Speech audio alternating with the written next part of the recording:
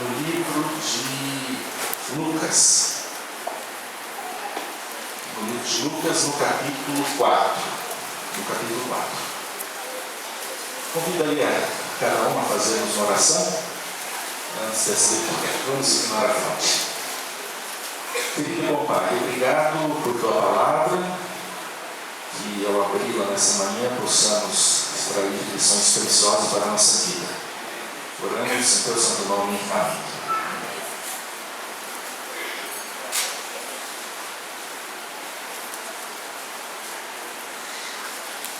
Gostaria que os irmãos acompanhassem a leitura a partir do verso 14, que diz: Jesus voltou para a Galileia no poder do Espírito, e por toda aquela região se espalhava a sua fama. Da onde Jesus estava voltando, irmãos?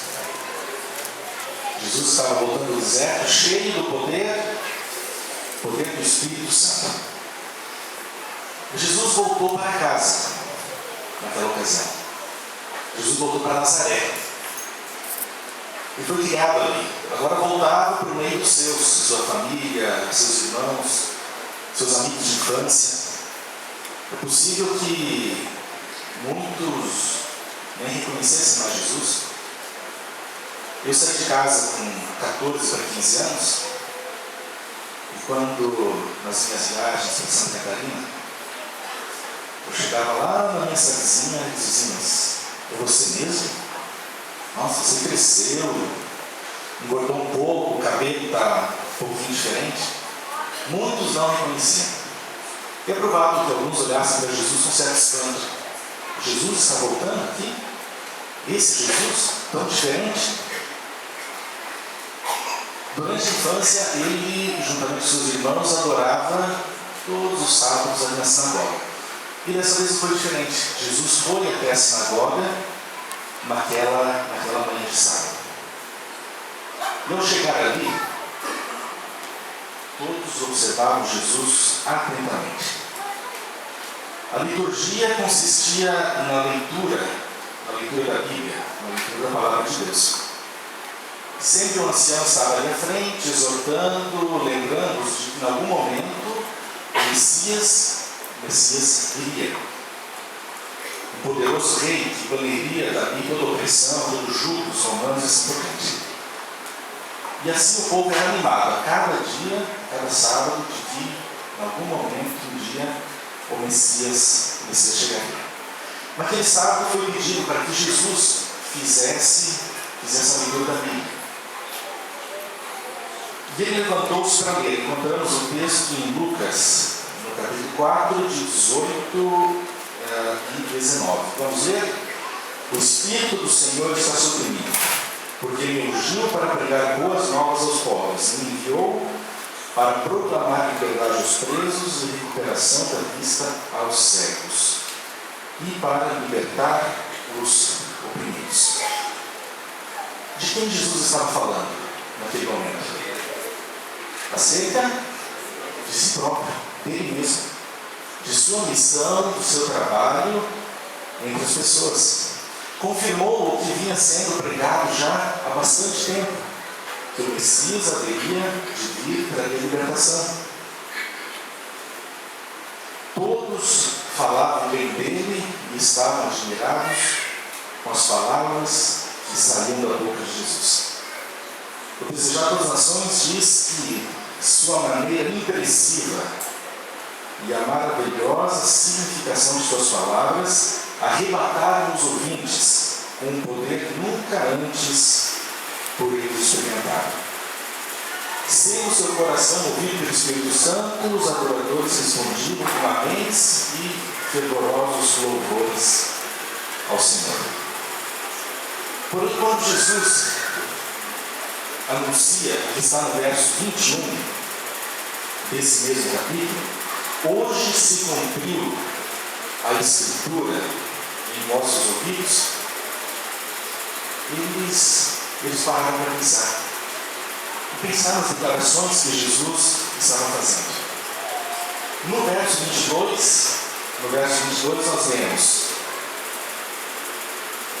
Todos falavam bem, estavam admirados com as palavras que saíam de seus lábios. Mas, a última parte do verso, mas perguntavam. Irmãos, é difícil a gente ouvir mas, porém, todavia. Tem um significado um pouco ruim até. Hoje está um dia bonito, mas está quente, está frio. O irmão é um irmão muito fiel e dedicado, porém, todavia, na língua portuguesa é uma conjunção coordenada sindética adversativa.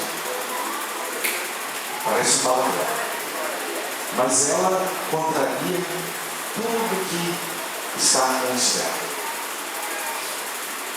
E aquelas pessoas perguntavam, mas quem é esse? Ele falou coisas bonitas, assim por diante, mas quem é? Não seria o filho de José?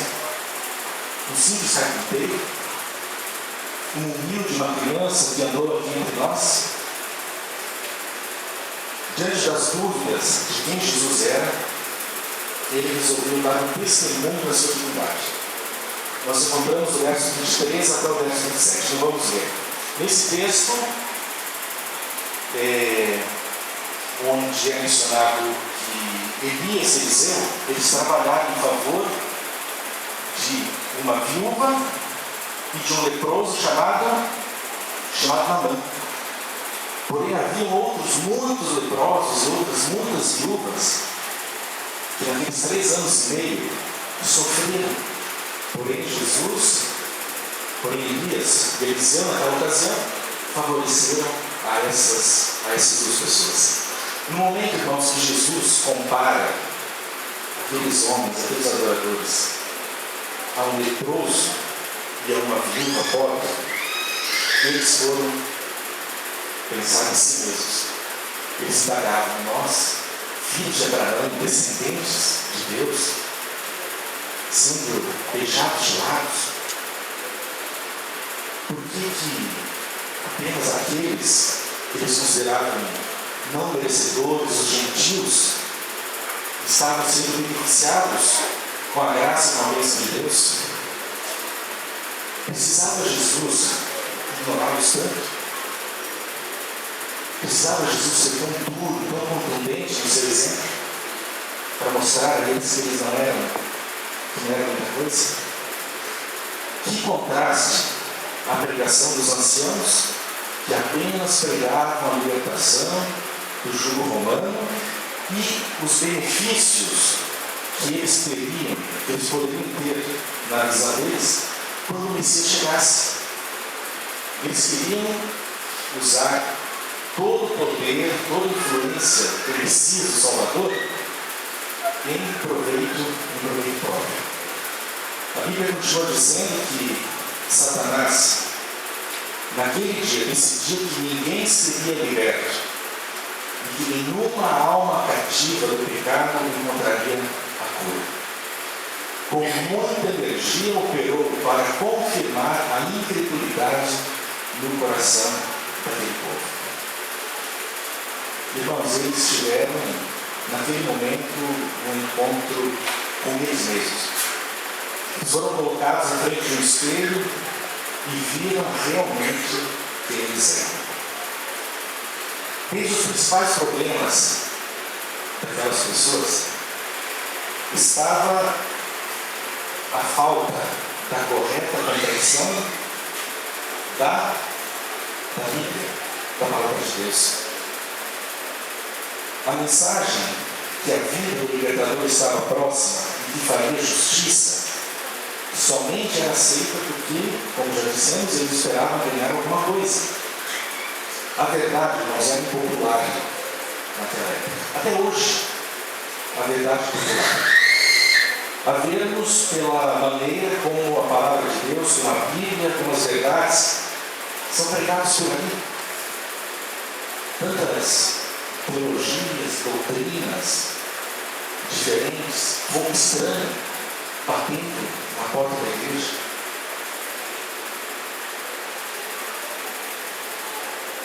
O apego a essas teorias pregadas hoje em dia não lembra a paixão daqueles judeus às suas próprias tradições?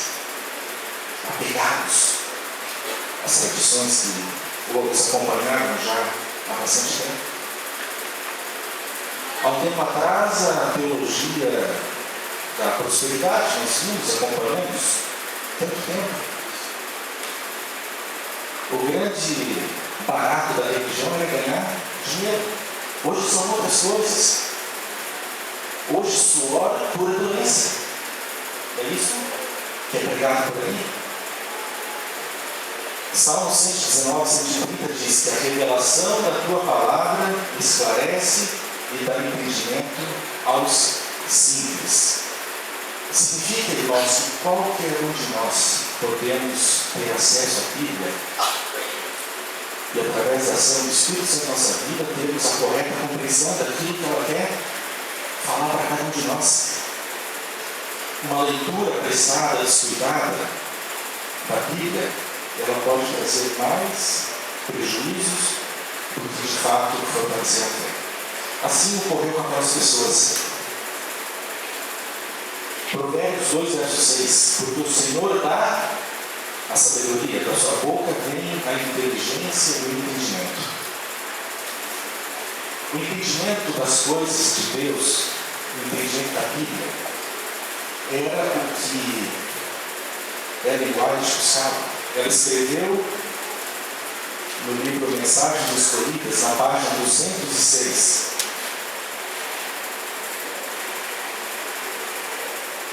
Reunia-me com eles, se referindo a Tiago White, José Bates, Estevão Pierce e Irene Edson.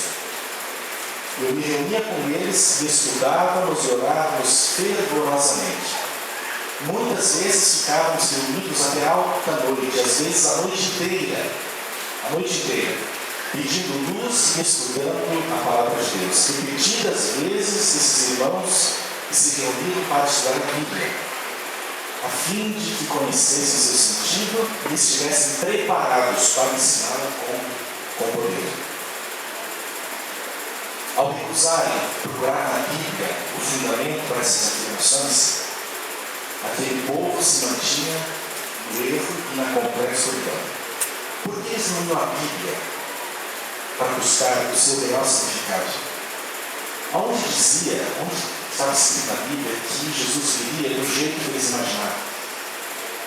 Quem sabe com carruagens, com um exército gigantesco, vestido com roupas caras? Aonde eles leram isso? Eles poderiam muito bem ter relacionado as coisas.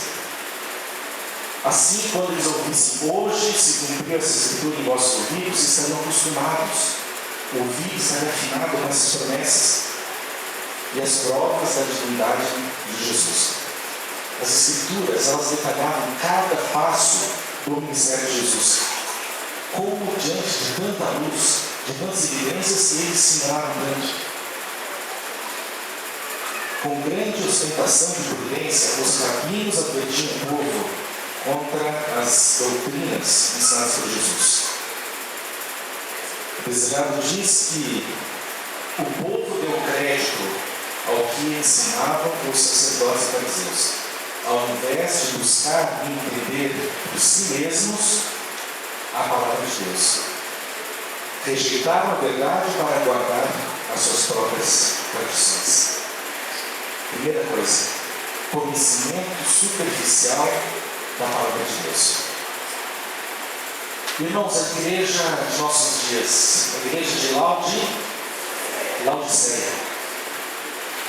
O que a igreja, que a Bíblia fala dessa igreja?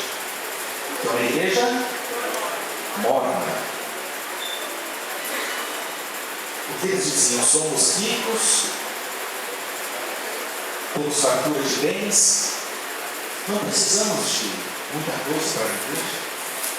E então vem Deus e diz: vocês não entendem que são pobres, cegos, nus, coitados, e ainda recomenda que eles comprem o quê? Um colírio dos olhos para verem quem realmente é. Nos colocamos, irmãos, em situação difícil todas as vezes que já julgamos saber o suficiente para nossa salvação. O orgulho que eles alimentavam já impediu que muitas pessoas se entregassem ao Salvador. Recusaram admitir o próprio pecado, que não podemos fazer nada, absolutamente nada, por nós mesmos, tem sido uma pedra de tropeço para muita gente. Nossa posição, irmãos, diante de Deus não depende da quantidade de luz que nós recebemos, mas sim do uso que fazemos dela. Quando lemos o verso 25 a 27 de Lucas, quando Jesus se referiu àquela viúva e àquele leproso, o coração daquelas pessoas se encheu de grande orgulho. O orgulho dentro deles despertou, aflorou. Para Jesus, era preferível o pagão ao crente? A resposta é sim. Jesus não beneficia o professo crente que afirma ter enorme luz e que por sua vida desatende e contradiz a profissão de fé que ele fez. Aquele povo se orgulhava de guardar a lei, mas agora que eles foram ofendidos, eles estavam a ponto de cometer um homicídio. Tanto que eles tiraram Jesus daquele lugar e o levaram para o alto de um monte, a fim de matá-lo. Mas sabemos que Jesus desapareceu entre eles. As lições que Jesus queria ensiná-los apontavam as deficiências de caráter que eles possuíam. E isso os deixou muito furiosos. Seria necessário que eles aceitassem os ensinos de Jesus e mudassem seus hábitos. Eles estavam cheios de orgulho espiritual. E isso, irmãos, cegava os olhos. Não entendiam que para serem grandes precisavam ser pequenos primeiro. Eles não compreendiam que eles precisavam ceder os primeiros lugares na sinagoga para as outras pessoas. Que eles poderiam colocar a oferta deles nas escondidas, sem fazer barulho, sem despejar do alto as suas moedas. Seriam honrados no céu se sacrificassem a honra aqui na terra. Deveriam esvaziar-se do seu orgulho. Não deveriam questionar se esse é realmente Jesus. Por que é tão modesto? Por que é tão simples? Porém, Jesus não abandonou o seu povo sem uma nova chance de arrependimento.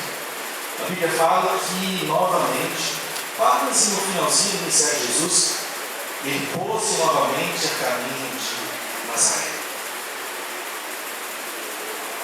Nós vemos que, no desejado, página 161, havia em torno deles aldeias inteiras em que não se ouvia o gemido de um único enfermo, em casa alguma, pois Jesus passara por ali, curando todas as enfermidades.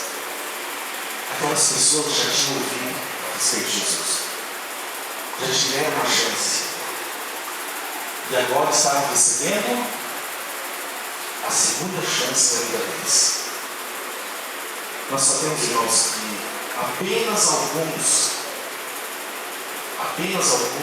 entregaram a vida a Jesus naquela ocasião.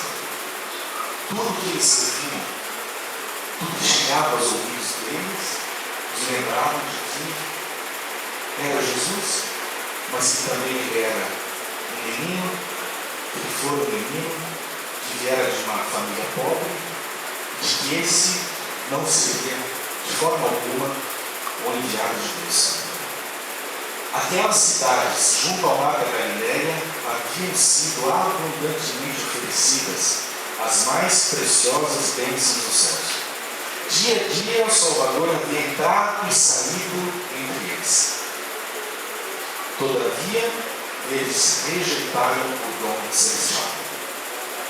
Surpresos, sem dúvida, com aquilo que ouviam a respeito de Jesus, novamente aquelas pessoas não o quiseram receber. Continuaram a sua cegueira espiritual a ponto de tornar-se impossível que Jesus revelasse a sua vontade àquelas pessoas. Irmãos, Jesus passará por essa terra mais uma vez. Ele passará em nossa vida, ele passará em nossa casa. Como receberemos Jesus quando ele passar? Será que Jesus precisa pegar o retorno e voltar à nossa vida novamente? Jesus nos dará uma segunda chance? Apocalipse 3:20. Eis, estou à porta e bato. Toda advertência, toda mensagem, reprovação, toda súplica de Deus, uma batida na porta do nosso coração. A cada toque não atendido, torna-se mais fraca a nossa disposição em abrir a porta. A impressão do Espírito Santo, que é muitas vezes rejeitada, não será tão forte no dia de amanhã. O coração torna-se menos impressionável e cai em perigosa inconsciência. O publicano, irmãos, o publicano ele sabia quem ele era, não sabia? Ele sabia que dependia inteiramente de Deus. O publicano se olhava no espelho e se enxergava do tamanho certo. O apóstolo Paulo, ele se julgava o menor dos menores. Não bastava para Paulo dizer que ele era pequeno, mas ele diz: a mim, o menor dos menores, de todos os homens, me foi dada a graça de anunciar o Evangelho, e assim por diante. O publicano ele sabia, reconhecia o seu tamanho. O fariseu, porém, não sentia nenhuma necessidade de ser diferente. Parábolas de Jesus eram mais de que o Espírito Santo não podia mais atuar no coração dele. Sua vida apoiava-se numa couraça de justiça própria, a qual as setas de Deus, farpadas e desferidas pelos anjos, não podiam penetrar.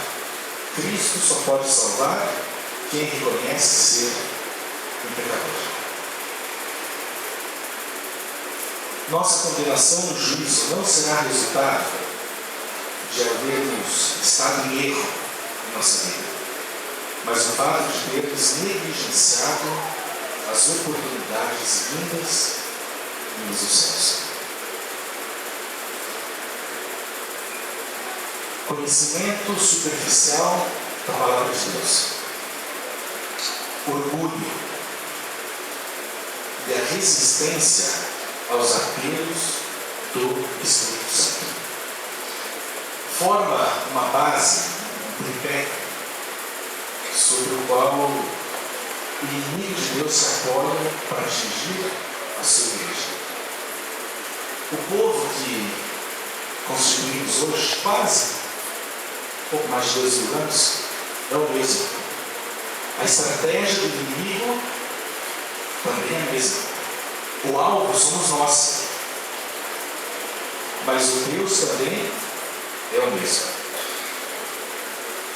Irmãos, tornam-se evidentes sentimentos de autossuficiência, ganância, presunção, soberba, independência e outras coisas mais. Esses males, irmãos, eles afetam a cada área da nossa vida. No relacionamento com o próximo, na definição das nossas prioridades, daquilo que nós queremos fazer, nas escolhas que fazemos, nosso cuidado com as coisas de Deus também. Podemos ali acrescentar, sem dúvida nenhuma, aspectos relacionados também a nossa fidelidade, a nossa autonomia. Pastor Jorge Wanderman, já estamos terminando, ele cita aqui um pequeno trecho, onde escreve o seguinte: Deus e eu resolvemos cultivar 50 hectares de milho. Ele criou a terra, e eu arei, e a agraguei, e plantei milho. Ele mandou aquecer o solo. Cuidei da plantação enquanto ele e eu trabalhávamos juntos. Se ele falhasse em fazer sua parte, eu também teria falhado. No verão ele cuidou da nossa plantação. Derramou 165.000 toneladas de água para regar aquela plantação, os 50 hectares da nossa roça. Eu trabalhei 500 horas nessa roça, mas para cada hora minha, Deus trabalhou 30 horas. Depois de eu terminar o meu trabalho em regerar, Deus continuou fielmente cuidando daquela roça. Enfim, para cada grão plantado em outubro, produziu 1.200 grãos no mês de março. O milho que cultivamos é seu e meu, porque nós somos sócios nesse negócio. Fidelidade, irmãos, é o estilo de vida de uma pessoa que aceita o senhorio de Cristo sobre si. Alguém que anda em parceria, em sociedade, lado a lado com Deus. Alguém que contrata os serviços de um agente para administrar os nossos negócios. Fidelidade, como o irmão falou, não é sobre mim, sobre você, sobre o dinheiro que temos ou deixamos de ter. Fidelidade fala sobre salvar, sobre salvação. O poder de Deus se manifesta no bater de nosso coração, no trabalho dos nossos pulmões, no abrir do olho, no ouvir, no falar. Deus nos enche de inúmeros benefícios. Do ar que respiramos, a roupa que nós vestimos, de nossa casa, nosso emprego, nossa família. Cada momento somos mantidos pelo cuidado de Deus. Nós vimos que muitos daqueles que ouviram sobre Jesus viram as maravilhas que ele operava. Essas pessoas não haviam encontrado o verdadeiro Jesus na palavra de Deus. Não estabeleceram nenhum vínculo entre aquilo que viviam e a vida daquele humilde marceneiro.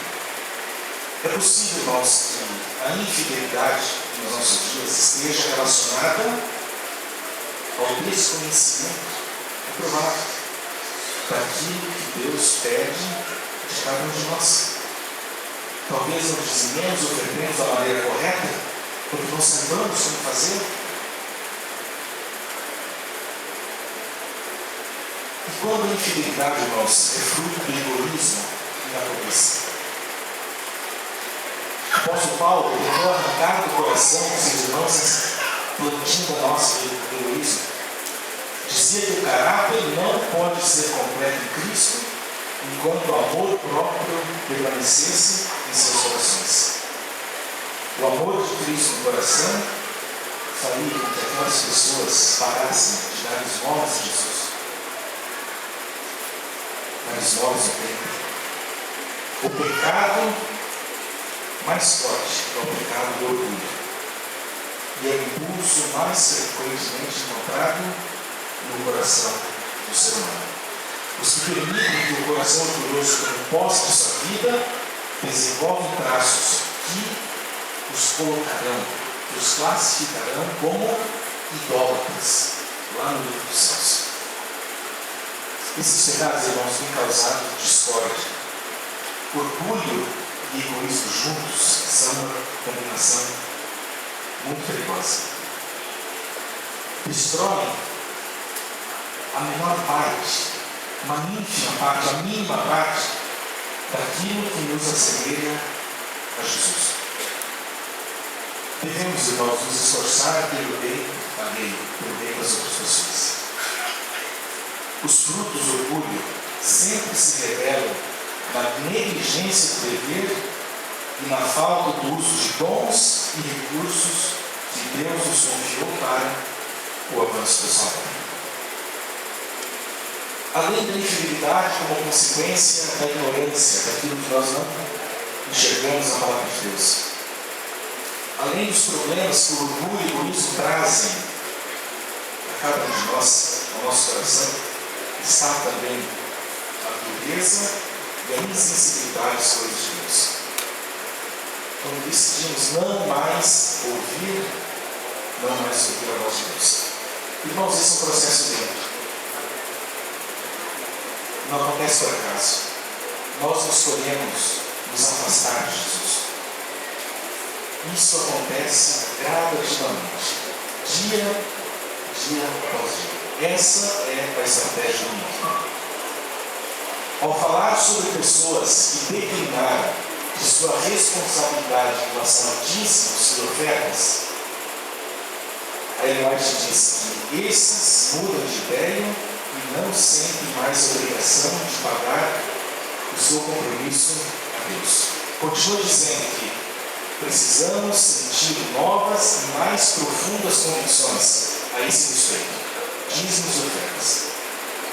A consciência precisa ser despertada e examinar-se o assunto com mais diligente atenção, pois o último dia ter-se-á de prestar contas a Deus e os seus direitos, não os nossos, e os seus direitos serão nesse dia devidamente apurados. Quando o coração dos homens é abrandado pela presença do Espírito de Deus, eles são mais suscetíveis às impressões do Espírito Santo e tomam resoluções no sentido de negar-se a si mesmos e sacrificar-se pela causa de Deus. Irmãos, há uma recompensa àqueles que são fiéis, àqueles que são sinceros, aos desinteressados. Há uma bênção para aqueles que voluntariamente contribuem com os dízimos e ofertas na manutenção do trabalho de Deus aqui nessa terra. Todo mordomo fiel entrará no gozo do seu Senhor. Digo-vos que assim haverá alegria. Nós vemos isso. Assim haverá alegria no céu sobre um pecador que se arrependa. Haverá também um bendito louvor, uma bendita bênção para todos que fielmente participam desse trabalho. Para que o homem não perdesse os resultados, os benefícios da fidelidade, Deus formou um plano para usá-lo como co-obreiros seu. Somos nós, co-obreiros de Deus. Deus e seu poder poderiam ter atingido o seu objetivo de salvar pecadores sem o meu, sem o seu auxílio. Uma única ordem de Deus, a um único anjo, ao menor deles talvez, já seria suficiente para realizar o trabalho de Deus nessa terra. Irmãos, ao atendermos esse chamado ao trabalho, ao entendermos os princípios de mordomia, da fidelidade, e ao exercitarmos a fidelidade em nossa vida, em nossa casa, no ensino aos nossos filhos, nos tornamos semelhantes à imagem daquele que, por causa de cada um de nós, se fez pobre, veio nascer de mulher. Dando, abençoamos a outros com a mensagem da salvação, e assim acumulamos a verdadeira riqueza. Irmãos, que Deus abençoe cada um de nós. Vamos recapitular? Conhecimento superficial do quê? Da palavra de Deus. Segundo, o pecado do egoísmo e do orgulho. E por último, a resistência ao Espírito Santo. Espírito Santo, a resistência à ação do Espírito Santo. E nós não permitamos que essas três coisas outras façam parte da nossa vida. Da nossa vida, da vida da nossa igreja, da vida da nossa família. Que Deus abençoe esse sábado.